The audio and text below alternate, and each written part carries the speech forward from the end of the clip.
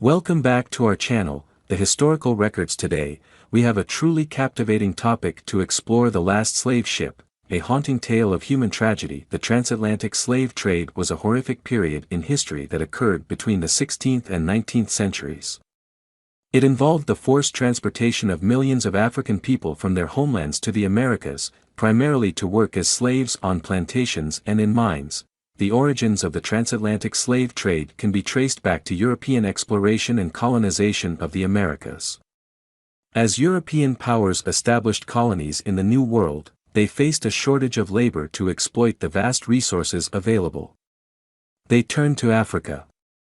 Where the trade in slaves had been practiced for centuries, European traders, primarily from nations such as Portugal, Spain, England, France, and the Netherlands, would sail to Africa's western coast and establish trade networks with local African leaders. They would exchange goods such as firearms, textiles, and alcohol for enslaved Africans, captured through warfare, raids, or traded by African middlemen. The conditions aboard the slave ships during the Middle Passage, the journey across the Atlantic, were abhorrent. Enslaved Africans were tightly packed into overcrowded, unsanitary, and inhumane conditions, with many falling ill or dying from diseases, malnutrition, and mistreatment. Upon arrival in the Americas, enslaved Africans were sold at auctions to plantation owners and other buyers. They endured backbreaking labor, subjected to physical and psychological abuse, and had no rights or freedoms.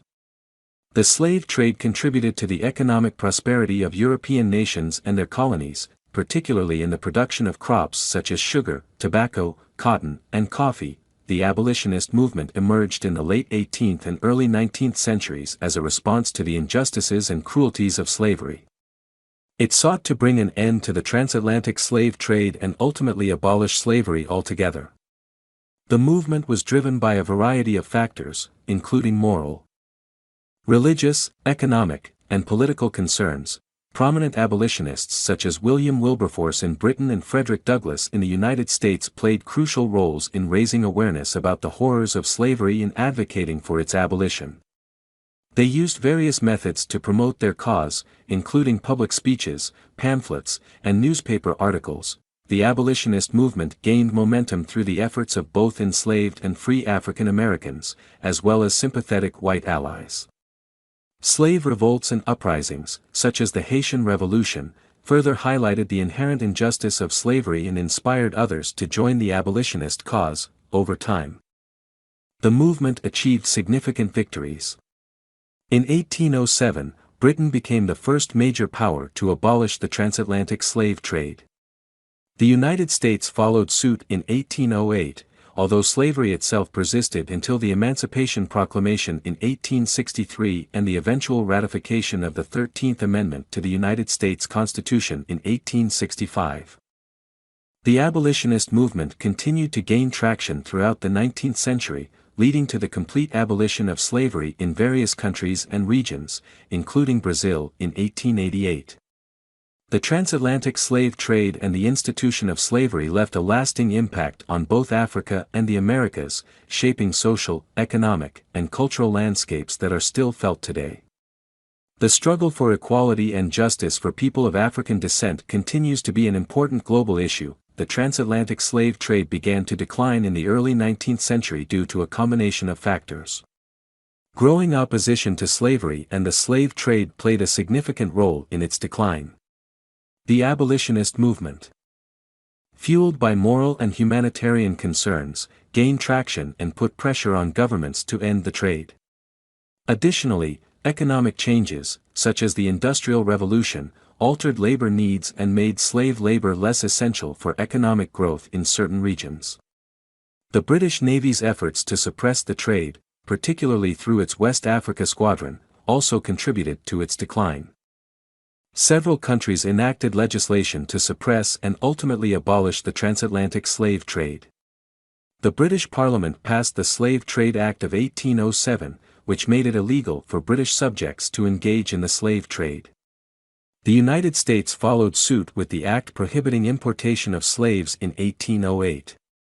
Other European powers, such as France, Spain, and the Netherlands, also enacted similar laws.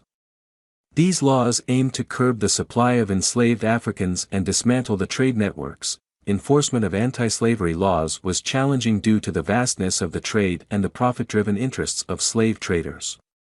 However, various measures were implemented to suppress the trade.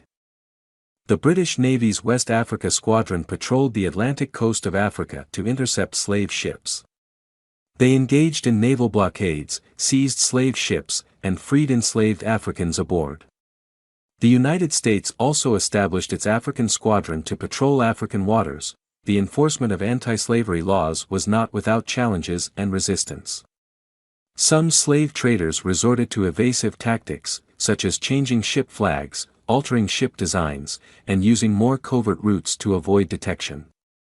Additionally, corruption and collusion among officials in slave trading regions hindered effective enforcement. Despite these challenges, the combined efforts of international naval forces and the anti-slavery movement contributed to a decline in the transatlantic slave trade. The enforcement of anti-slavery laws, along with changing social attitudes toward slavery, ultimately led to the complete abolition of the transatlantic slave trade in the 19th century. The last known slave ship to bring enslaved Africans to the United States was called the Clotilda. It was named after the Clotilda, a steamship that was used for the illegal slave trade in the mid-19th century. The Clotilda slave ship originated from the United States. Captains and crew. The Clotilda was captained by William Foster, an experienced ship captain from Mobile, Alabama. However, due to the illegal nature of the slave trade after 1808, Foster had to enlist the help of a more discreet captain, Timothy Meagher, to oversee the voyage and conceal its purpose from authorities. The crew members consisted of sailors and individuals involved in the slave trade. Ship specifications.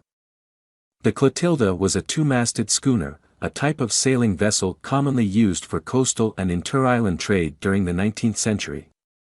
It had a relatively small size, measuring around 86 feet, 26 meters, in length.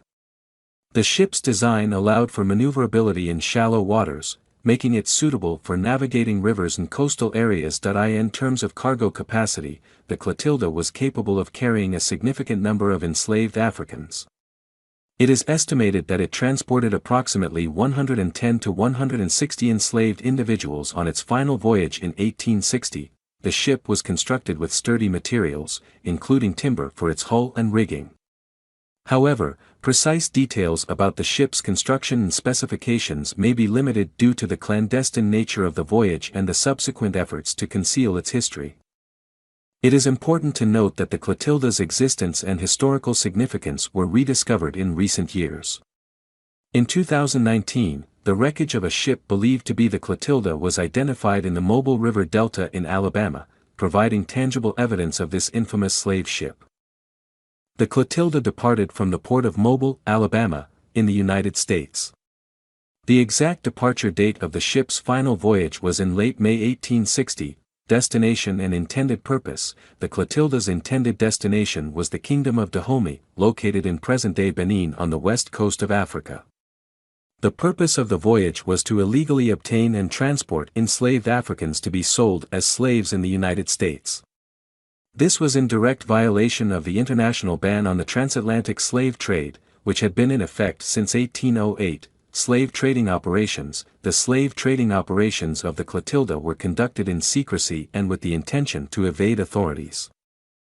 The ship's captain, William Foster, and his partner, Timothy Meagher, organized the expedition with the help of others involved in the slave trade. In Dahomey, the Clotilda's crew, likely in collaboration with local African intermediaries, engaged in the purchase of enslaved Africans. It is believed that around 110 to 160 individuals, mostly from the region of what is now Benin, were forcibly captured or enslaved and brought aboard the ship. After the completion of the slave trading operations, the Clotilda set sail back towards Mobile, Alabama. Upon reaching the United States, the ship unloaded the enslaved Africans in a secluded area along the Tensas River, near Mobile, in order to avoid detection by authorities. The captives were then distributed and sold to various individuals involved in the illegal slave trade. It is worth noting that the Clotilda's voyage was unique in that it occurred more than 50 years after the United States had officially abolished the transatlantic slave trade. The ship's illegal operation represented a deliberate act of defiance against the laws and moral sentiments of the time. The Clotilda's voyage and subsequent actions played a significant role in the history of slavery and the ongoing struggle for racial equality in the United States. The Clotilda's illegal activities did not go unnoticed. Anti-slavery patrols, particularly the British Navy's West Africa Squadron, actively patrolled the Atlantic coast of Africa to suppress the transatlantic slave trade. Their mission was to intercept and capture slave ships involved in illegal trading. While specific details about the Clotilda's encounter with anti-slavery patrols are not available, it can be assumed that the ship operated under the constant risk of being intercepted by naval forces. The patrols aimed to disrupt and prevent the transportation of enslaved Africans across the Atlantic, and their presence likely deterred some slave traders or forced them to modify their tactics. Engagement with naval authorities. There is no historical record of direct engagement or capture of the Clotilda by naval authorities during its voyage. The Clotilda's captain, William Foster, and his partner, Timothy Mear, took precautions to ensure the ship's concealment and avoid detection by naval forces. However, it is important to note that the Clotilda's voyage in 1860 took place long after the legal international ban on the transatlantic slave trade was established in 1808. The ship's activities were in direct violation of these laws and subject to interception and capture if discovered by naval authorities. Ultimately, the Clotilda's capture did not occur during its voyage. Instead, its capture came after its return to Mobile, Alabama, where authorities learned of the ship's illegal activities. However, due to the lack of comprehensive historical documentation, the specific details surrounding the ship's interactions with anti-slavery patrols and naval authorities during its voyage remain unclear. Following the Clotilda's return to Mobile, Alabama, after its illegal voyage, efforts were made to arrest and capture the ship. Upon receiving information about the ship's activities, authorities took action to apprehend those involved in the illegal slave trading operation. Investigation and testimonies. An investigation was launched into the Clotilda and the individuals responsible for its voyage.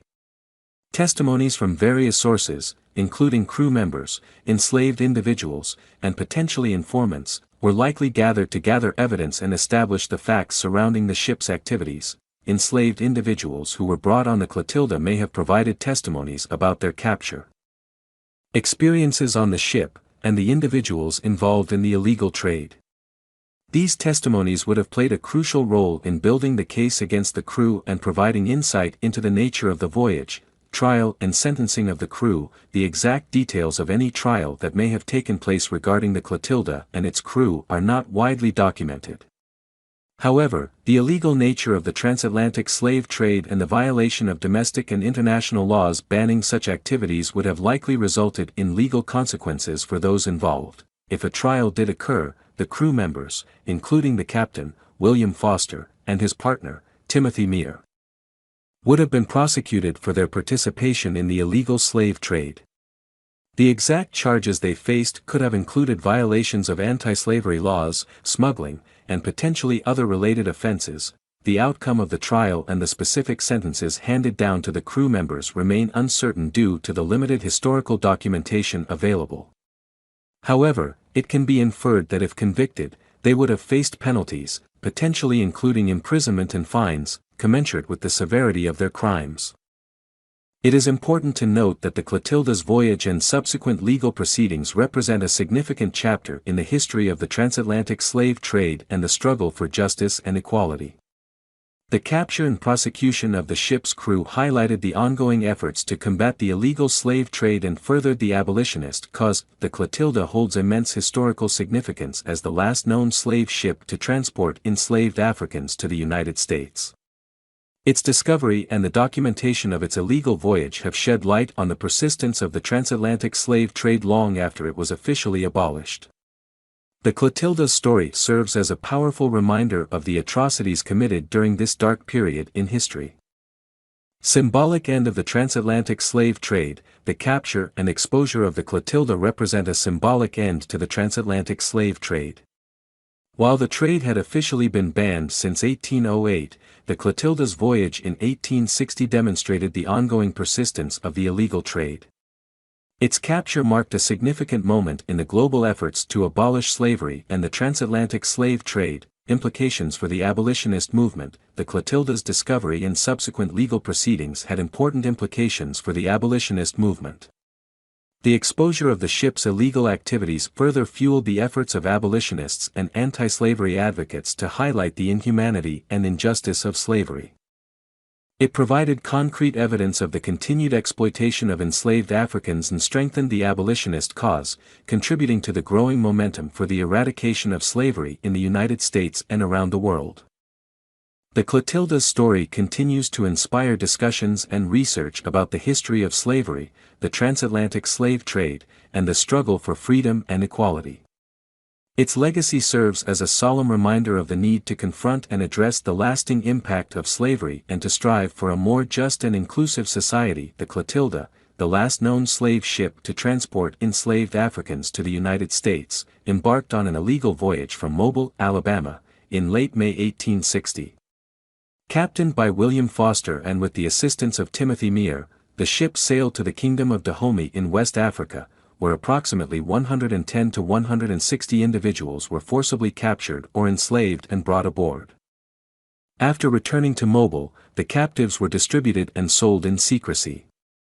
The Clotilda's discovery in recent years has provided tangible evidence of its existence and the persistence of the transatlantic slave trade long after its official abolition. The Clotilda's story underscores the enduring struggle against slavery and the resilience of the abolitionist movement. The voyage took place despite the legal and moral opposition to the slave trade at the time. The capture and prosecution of the Clotilda's crew exemplify the tireless efforts of abolitionists to expose and combat the inhumanity of slavery. Their advocacy, along with the work of anti-slavery patrols, contributed to the decline of the transatlantic slave trade and the ultimate abolition of slavery. The Clotilda's legacy serves as a reminder of the need to confront the historical injustices and inequalities caused by slavery. The story of the Clotilda also highlights the ongoing battle against modern-day slavery. Despite the abolition of the transatlantic slave trade, various forms of contemporary slavery persist, including forced labor, human trafficking, and exploitation. The fight against modern-day slavery requires continued awareness, advocacy, and concerted efforts from individuals, organizations, and governments worldwide. By learning from the history of the transatlantic slave trade and the abolitionist struggle, society can work towards eradicating all forms of slavery and ensuring the dignity, freedom, and equality of all individuals. The Clotilda's story stands as a testament to the indomitable spirit of those who fought against slavery and a call to address the systemic issues that allow such injustices to persist. It serves as a reminder that the fight for justice and equality is an ongoing journey that requires collective action, empathy, and a commitment to upholding human rights for all. Thanks for watching this video. Please subscribe and stay with us.